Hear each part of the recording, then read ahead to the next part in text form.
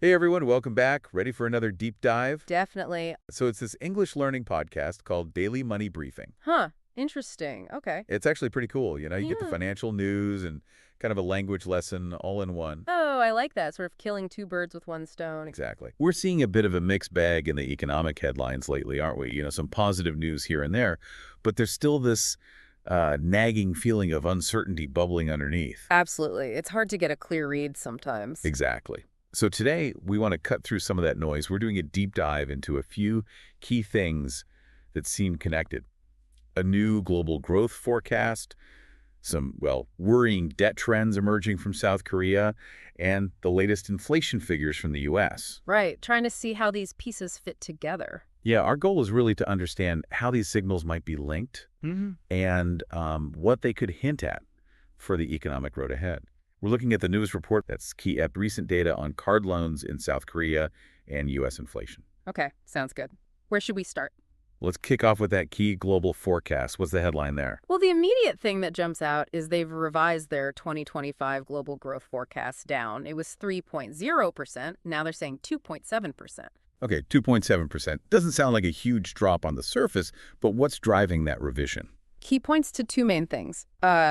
Rising trade barriers, they specifically mention those high U.S. tariffs, and also worsening financial and debt crises in various places. Interesting, and they noted that 90-day pause on U.S.-China tariffs, but they're still warning about negative impacts lingering. Exactly. It seems they believe the underlying damage or uncertainty from trade friction persists, even with a temporary halt.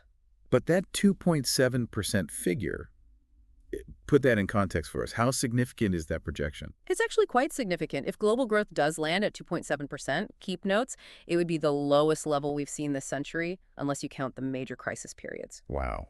So outside of the dot-com bust, the 2008 financial crisis, and the COVID pandemic downturns. Precisely. So it signals a potentially very sluggish period ahead, even without a full-blown crisis. And are these downgrades widespread or just focused on certain regions?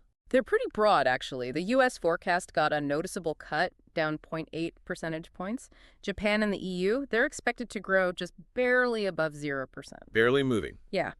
And even China, which has been a major engine, is projected to slow down to 4.1% growth. So it's a widespread cooling trend.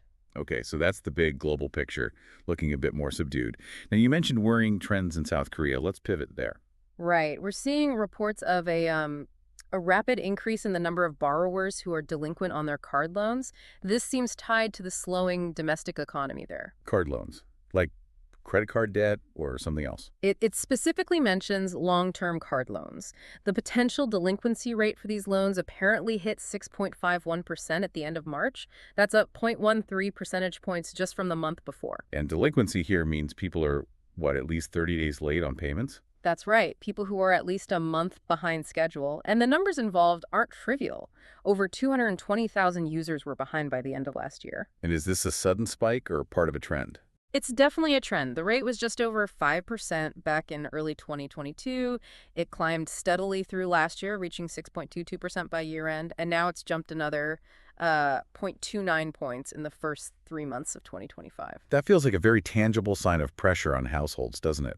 If people are struggling with card payments. It really does. It often points to tighter household finances, maybe lower income growth, perhaps job insecurity playing a role. It's a classic indicator of domestic economic strain. Okay, let's bring in the third piece. U.S. inflation. We got some April numbers recently. What do they show? Yes, the April CPI data came in. Consumer inflation actually cooled quite a bit. It rose just 2.3% year over year. Wow. That's the smallest increase since early 2021, wasn't it? That's right, February 2021.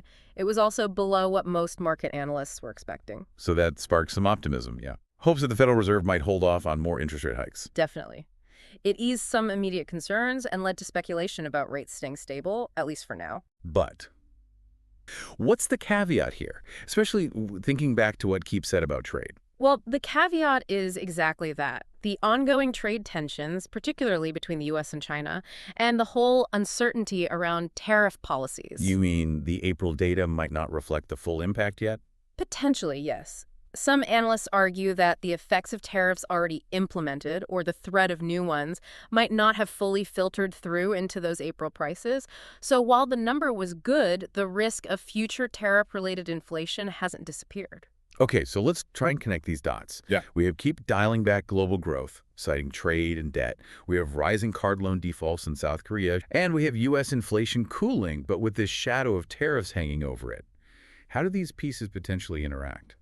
Well, you can see a potential chain reaction, can't you? Higher trade barriers, like tariffs, tend to slow down global economic activity. That slowdown can then put more financial pressure on businesses and households globally, which could contribute to situations like the rising defaults we see in South Korea. And that domestic weakness in a place like Korea feeds back into slower global growth overall. Exactly. It becomes a bit of a cycle.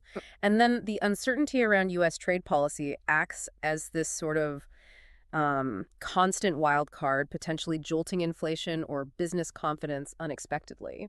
So it really highlights how interconnected things are. A trade dispute can ripple out and eventually be felt in household budgets halfway across the world. Precisely. These aren't really separate stories. They're different facets of the same complex global economic environment. Okay, so let's quickly recap the key takeaways from our deep dive today. First, global growth expectations for next year are looking weaker, largely thanks to trade worries and debt risks. Yep, that KIEP forecast is a clear signal. Second, South Korea is showing tangible signs of economic strain at the household level with that jump in card loan delinquencies. A potential indicator of broader domestic slowing.